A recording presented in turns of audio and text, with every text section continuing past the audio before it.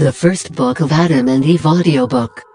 Created and produced by Harris Productions. Audiobook sponsored by Lunsford's Daily Sunday School.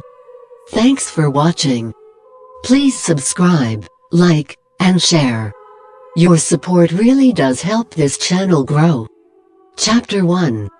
In the Crystal Sea, God commands Adam, expelled from Eden, to live in the cave of treasures.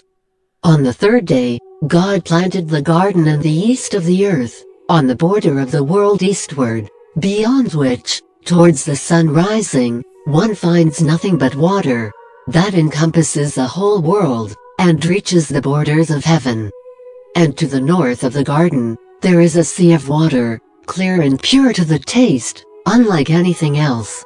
So that, through the clearness thereof, one may look into the depths of the earth.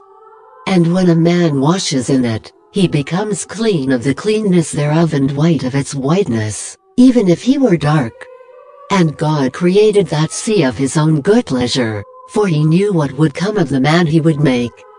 So that after he had left the garden, on account of his transgression, men should be born in the earth.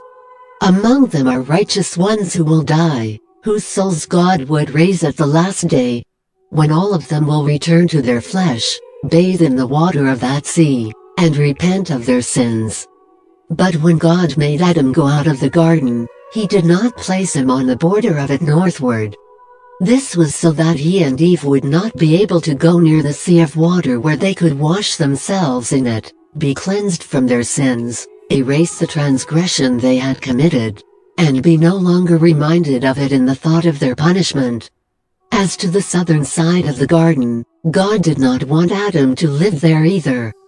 Because, when the wind blew from the north, it would bring him, to that southern side, the delicious smell of the trees of the garden. Therefore God did not put Adam there. This was so that he would not be able to smell the sweet smell of those trees, forget his transgression, and find consolation for what he had done by taking delight in the smell of the trees, and yet not being cleansed from his transgression. Again, also, because God is merciful and of great pity, and governs all things in a way that he alone knows, he made our father Adam live on the western border of the garden, because on that side the earth is very broad.